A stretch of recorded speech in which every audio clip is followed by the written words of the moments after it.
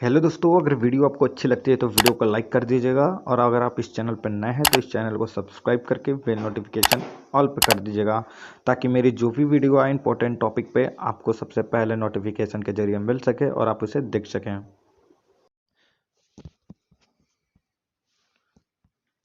Hello दोस्तों, आप सभी का स्वागत है आई विल स्टडी की यूट्यूब चैनल की एक और नई वीडियो में। जैसा कि दोस्तों आप लोगों को पता है कि हम लोग सेट हल कर रहे हैं और काफ़ी हमने सवाल लगा लिए हैं और काफ़ी प्रश्नों का उत्तर हमने देख लिया है काफ़ी आसान शब्दों में। दोस्तों हमने पहले ही सेट वन और सेट टू के दो पार्ट हल करा चुके हैं। अगर आपने नहीं देखा है तो हमारे यूट्यूब चैनल को विजिट करके देख सकते हैं।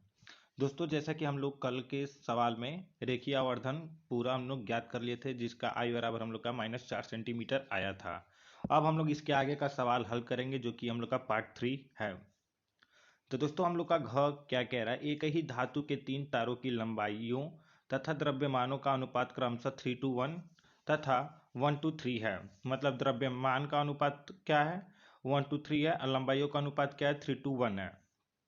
इन तारों के प्रतिरोध का अनुपात ज्ञात करना है। ठीक है, इसमें R1 R2 R3 ज्ञात करना है। तो दोस्तों पहले हम लोग लिख लेंगे दिया क्या है, तो यल मतलब लंबाई को डिनोट करते हैं यल से, तो हम लोग लिख लेंगे L1 L2 L3 बराबर 3:1। ठीक है, तो यहाँ पे लिखा गया अनुपात के रूप में। ठीक है, L1 संबंधी L2 L2 संबंधी L3। ठीक है, इस प्रकार से लिख दिया गया है।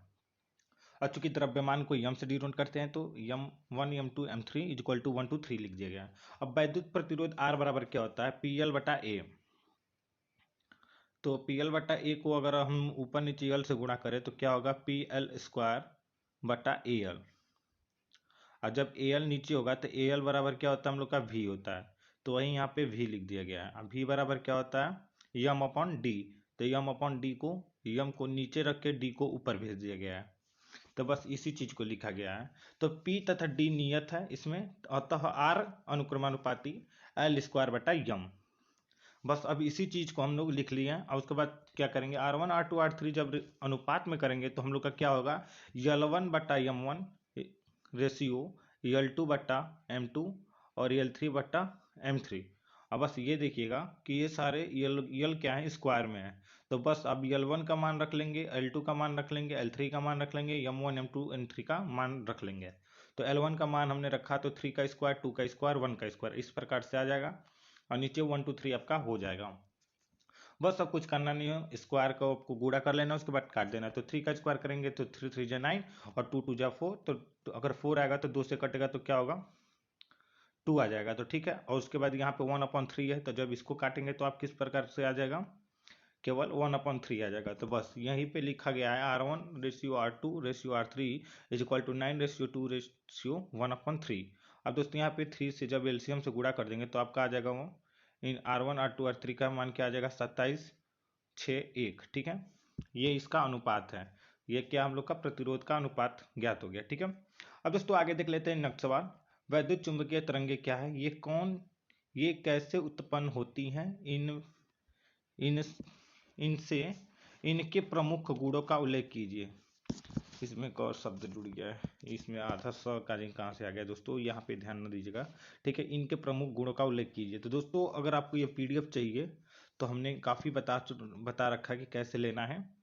अगर आप नहीं जानते तो नीचे एक लिंक होगा डिस्क्रिप्शन में, उस पर क्लिक करके जाकर इसको आसानी से पढ़ सकते हैं, कैसे आप डाउनलोड करेंगे, कैसे लेंगे आप पीडीएफ। ठीक है, तो देखिए दोस्तों वैद्युत चुंबकीय तरंग क्या होता है, जब किसी वैद्युत परिपथ में वैद्युत धारा बहुत अधिक आवृत्ति से बदलती है तो परिपथ से ऊर्जा तरंगे के रूप में चारों ओर को प्रसारित होने लगती है। इन तरंगों को वैद्युत चुंबकीय तरंगे कहते हैं। अब इसके प्रमुख गुण जान लेते हैं, वैद्युत चुंबकीय तरंगों के प्रमुख गुण। पहला क्या है, यह तरंगे प्रकाश की भांति परावर्तित तथा अपरिवर्तित होती है। इनकी ऊर्जा वैद्युत तथा चुंबकीय क्षेत्र में विभाजित होती है। यह तरंगे त्वरित आवेश कणों द्वारा उत्पन्न होती है। इन तरंगों के संचरण के लिए माध्यम की आवश्यकता नहीं होती है। यह तरंगे निर्वात में भी गमन कर सकती हैं। इसका वेग 3 × 10⁸ मीटर पर सेकंड होती है। तो दोस्तों बस इतना ही लिखना है, बाकी बात खत्म। अब दोस्तों आता है हम लोग का नेक्स्ट सवाल। हाइगेंस द्वारा प्रकाश के दी गई तरंगदैर्ध्य अवधारणा के आधार पर प्रवर्तन का नियम सिद्ध कीजिए। जैसा कि ये चीज़ आपको बताना है, इसके लिए हमने एक प्रॉपर वीडियो बना रखा है, उसको आप जाकर देख लेंगे तो आपको बिना याद किए लिख सकते हैं। बाकी ये पीडीएफ आप जब लेंगे तो इसमें से आपको लिखना है, ठीक है। तो इसमें बाकी काफ़ी शॉर्ट में लिखवाया हूँ और वीडियो आपको विस्तार से बताऊँ तो आपको वीडियो में जाकर समझ लेना है, ठीक है। नेक्स्ट देख लेते हैं वैद्युत द्विध्रुव से क्या तात्पर्य है। किसी वैद्युत द्विध्रुव को एक समान वैद्युत क्षेत्र की दिशा में संतुलन की स्थिति में थीटा कोण घुमाने के लिए किए गए कार्य के लिए सूत्र प्राप्त कीजिए। एक द्विध्रुव 10⁵ न्यूटन प्रति कूलम के विद्युत क्षेत्र में 30 डिग्री कोण पर रखा है और उस पर 6×10⁻24 न्यूटन प्रति मीटर का बल आघूर्ण लग रहा है। वैद्युत द्विध्रुव के आघूर्ण की गणना कीजिए। एक सेकेंड, यहाँ पे 6×10⁻24 है कि क्या है? हाँ, 6×10⁻24 है, लेकिन इसमें कुछ और भी अंक आ गया है। 24 24 3 बार हो गया, ठीक है। तो ये पीडीएफ बनाने में थोड़ा मिस्टेक हो गया है, हो जाता है। लिखने में तो वर्डपैड में साफ दिखता है कि मतलब 24 लिखे हैं, जब पीडीएफ में कन्वर्ट होता है तो पता नहीं कहाँ से उसमें एक्स्ट्रा अंक आ जाते हैं, ठीक है। तो दोस्तों वैद्युत द्विध्रुव क्या है इसको पहले लिखना है। तो आप लिखेंगे वैद्युत द्विध्रुव वो निकाय है जिसमें दो बराबर परंतु विपरीत प्रकार के बिंदु आवेश एक दूसरे से अल्प दूरी पर स्थित होते हैं। बस बात खत्म, इतना ही लिखना है। अब उसके बाद इसमें कहा था कि किसी वैद्युत द्विध्रुव को एक समान वैद्युत क्षेत्र की दिशा में संतुलित की स्थिति में थीटा कोण घुमाने में किए गए कार्य के लिए सूत्र प्राप्त कीजिए। तो बस इसका सूत्र हमें प्राप्त कर देना है। तो चित्र आप देख ही रहे हैं। बस सूत्र कैसे प्राप्त करना है, यहाँ पे देखिए वैद्युत क्षेत्र में द्विध्रुव को घुमाने में किए गए कार्य, माना एक वैद्युत द्विध्रुव ए बी एक समान वैद्युत क्षेत्र में रखा है जिसका लंबाई 2l है, जो प्लस क्यू तथा माइनस क्यू आवेश से मिलकर बनी है। द्विध्रुव पर लगने वाला बल आघूर्ण, यहाँ पे बल हो गया है जबकि बल आघूर्ण होगा, ठीक है। तो ध्यान दीजिएगा, जब आप ध्यान से पढ़ेंगे ना तो आपको पूरा समझ में आएगा, क्योंकि इसमें थोड़ा मिस्टेक हो गया, इसीलिए हमने पीडीएफ ये वाला किसी को नहीं दिया है, इसको हम पढ़ा रहे हैं। इसमें हम जानते थे कुछ ना कुछ गलती होगा जिसको हम बताते चलेंगे वीडियो के सहारे, ठीक है। तो दोस्तों यहाँ पे द्विध्रुव पर लगने वाला बल आघूर्ण क्या होगा? टाउ बराबर पी ई साइन थीटा होगा, ठीक है। यदि वैद्युत द्विध्रुव को अल्प कोण डी थीटा से घुमाया जाए तो किया गया कार्य क्या होगा? तो डी डब्ल्यू यानी डेल्टा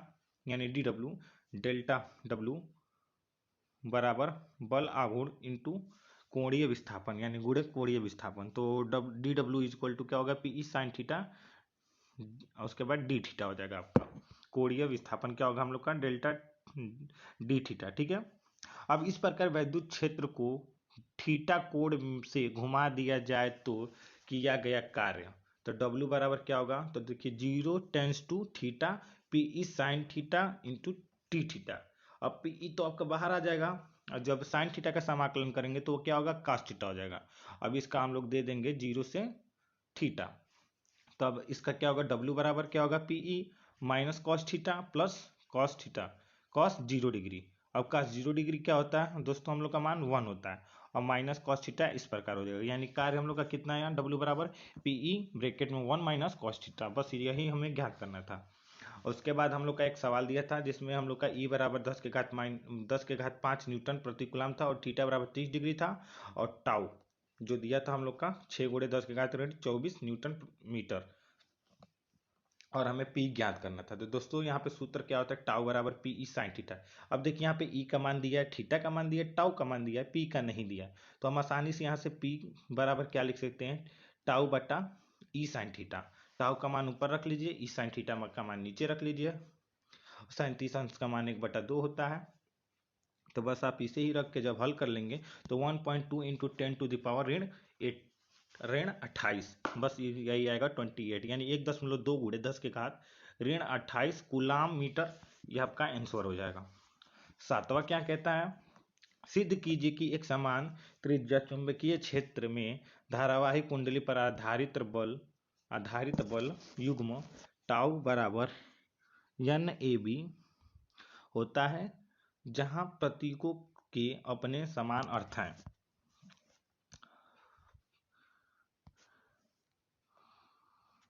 तो दोस्तों यहाँ पे हम लोग लिखेंगे एक समान चुंबकीय क्षेत्र में आयताकार लूप पर बल आघूर्ण का व्यंजक। माना एक आयताकार loop P Q R yes एक समान चुंबकीय क्षेत्र में लटकाया गया है। लूप की लंबाई L तथा चौड़ाई A है। लूप में धारा I प्रवाहित हो रही है। माना लूप का क्षेत्रफल A तथा लूप में तल पर खींचा गया अभिलंब चुंबकीय क्षेत्र के साथ थीटा कोण बनाता है, तब आयताकार लूप में लगने वाला बल युग्म आघूर्ण टाउ बराबर I AB sin थीटा। यदि फेरों की संख्या n हो तब क्या होगा दोस्तों, उसमें n से केवल गुणा कर देंगे, यानी n उसमें जोड़ देंगे, यानी टाउ बराबर क्या होगा, NIAB sin थीटा। इसको समीकरण 1 मान लेंगे। यदि कुंडली का चुंबकीय आघूर्ण यम है तब यम बराबर NIA, यम बराबर NIA। तब देखिए दोस्तों, अगर समीकरण 1 में यम NIA की जगह पर हम यम रख देते तब क्या होगा, टाउ बराबर यम बी साइन थीटा हो जाएगा। ठीक है, यम बी साइन थीटा, बस वही लिखा गया समीकरण 1 से, टाउ बराबर यम बी साइन थीटा। बस हमें यही चीज ज्ञात करना था। अब अथवा में आता है दोस्तों क्या, यंग के द्विरेखा छिद्र प्रयोग में बनने वाली फ्रिंजों की चौड़ाई के लिए व्यंजक व्युत्पन्न कीजिए। दोस्तों ये सेट 1 में हमने ऑलरेडी पढ़ा रखा है, तो इसको पढ़ाने का कोई मतलब नहीं है। हमने उसमें दीप्त फ्रिंज के लिए चौड़ाई ज्ञात किया था, और जो कि इसमें भी वही करना था, फ्रिंजों की चौड़ाई आपको बतानी थी, जो कि हमने इसमें सेम टू सेम वही चीज़ है, इसमें बता दिया, उसमें विस्तार से बताया। तो सेट 1 को आप देख लीजिएगा, ठीक है, पूरा सेट देखिए तभी आपको समझ में आएगा। ठीक है, 8वां क्या कहता है, ट्रांसफार्मर का सिद्धांत क्या है, इसकी कार्यविधि समझाइए। एक आदर्श ट्रांसफार्मर की प्राथमिक एवं द्वितीय कुंडली में फेरों की संख्या क्रमशः 1100 तथा 110 है। प्राथमिक कुंडली में सप्लाई वोल्टेज 220 वोल्ट है। यदि द्वितीय कुंडली से जुड़े यंत्र की प्रतिबाधा 220 ओम हो तो प्राथमिक कुंडली द्वारा ली गई धारा का मान ज्ञात कीजिए। चूंकि दोस्तों आपको पहले ही बता चुका हूँ ट्रांसफार्मर का सिद्धांत। ट्रांसफार्मर का सिद्धांत क्या होता है, ट्रांसफार्मर अन्योन्य प्रेरण के सिद्धांत पर कार्य करता है। जब दो कुंडलियों को पास पास रख के किसी एक कुंडली में धारा प्रवाहित की जाती है तो दूसरी कुंडली में विद्युत वाहक बल के द्वारा, मतलब उसमें क्या होता है, धारा अपने आप उत्पन्न हो जाता है, उसी को अन्योन्य प्रेरण करता है। तो उसी को शॉर्ट में लिखेंगे, ट्रांसफार्मर अन्योन्य प्रेरण के सिद्धांत पर कार्य करता है। निकट स्थित दो कुंडली में से एक कुंडली में प्रवाहित धारा के मान में परिवर्तन के कारण दूसरी कुंडली में बद्ध चुंबकीय फ्लक्स में परिवर्तन के कारण इस कुंडली में एक विद्युत वाहक बल उत्पन्न होने की घटना को अन्योन्य प्रेरण कहते हैं। बस 4 लाइन लिखना है, आपका ट्रांसफार्मर का सिद्धांत खत्म। उसके बाद कार्यविधि पे आइए। ट्रांसफार्मर की प्राथमिक कुंडली में प्रत्यावर्ती धारा परिवाहित करने का लौह क्रोड चुंबकीय हो जाती है। धारा में प्रत्येक चक्र में क्रोड एक बार एक दिशा में तथा दूसरी बार दूसरी दिशा में चुंबकीय हो जाती है। क्रोड के बार बार चुंबकन व विचुंबकन के कारण उसमें बद्ध चुंबकीय फ्लक्स में निरंतर परिवर्तन के कारण द्वितीयक कुंडली में फ्लक्स परिवर्तन के कारण उसी आवृत्ति का प्रत्यावर्ती विद्युत वाहक बल उत्पन्न हो जाता है। ठीक है, अब दिया गया क्या, एनपी दिया है, एनई दिया है। एनपी दिया है आपका 1100, एनई दिया है, एनईएस दिया है 110। अब एनपी वीपी क्या दिया आपको 220 वोल्ट, और जेडएस दे दिया है 220 ओम। अब सूत्र क्या होता है, एनएस बटा NP is equal to VS बटा वीपी।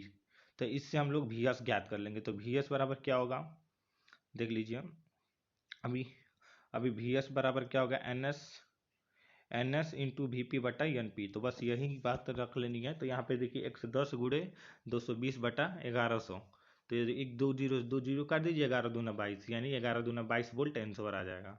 तो वी एस बराबर हम लोग को कितना मिलेगा, 22 वोल्ट। अब द्वितीय कुंडली में क्या होता है, वी एस बराबर क्या होता है, I S into Z S. ठीक है, तो इसका क्या होगा, जब हम लोग इसमें आई एस का मान निकालेंगे, मतलब धारा वाला आई, तो क्या आएगा, वी एस बटा जेड एस। तो वी एस का मान दे दिया 22 और जेड एस का मान दे दिया 220। तो यह देखिए 1/10 हो जाएगा, तो यानी 0.1 एम्पियर। तो आई का मान आ गया। ठीक है, अब आदर्श ट्रांसफार्मर के लिए क्या होता है, VP into I P is equal to V S into I S. तो चूंकि आई एस का मान मालूम ही है, वी एस का भी मान मालूम है, वीपी का मान मालूम है, लेकिन आईपी का मान मालूम नहीं है। तो प्राथमिक कुंडली में धारा क्या होगा, आईपी बराबर we S into I S बटा वीपी। 22 गुड़े 0.1 बटा 220, यानी 0.01 एम्पियर इसका आंसर आ जाएगा। ठीक है, नेक्स्ट हम लोग देख लेते हैं अथवा। यह लंबाई की एक तांबे की छड़ बी तीव्रता वाले एक समान चुंबकीय क्षेत्र में ओमेगा कोणीय वेग से अपने एक सिरे के परितः घूर्णन कर रही है। सिद्ध कीजिए कि छड़ के सिरों पर प्रेरित विद्युत वाहक बल E बराबर 1/2 ओमेगा BL स्क्वायर है। क्योंकि ये चित्र है, देख लीजिएगा। माना यह लंबाई एक छड़ ओपी अपने एक सिरे ओ से परितः ओमेगा कोणीय वेग से एक समान चुंबकीय क्षेत्र में बी में चुंबकीय क्षेत्र बी में क्षेत्र के लंबवत तल के घूर्णन कर रही है। माना घूमती हुई छड़ की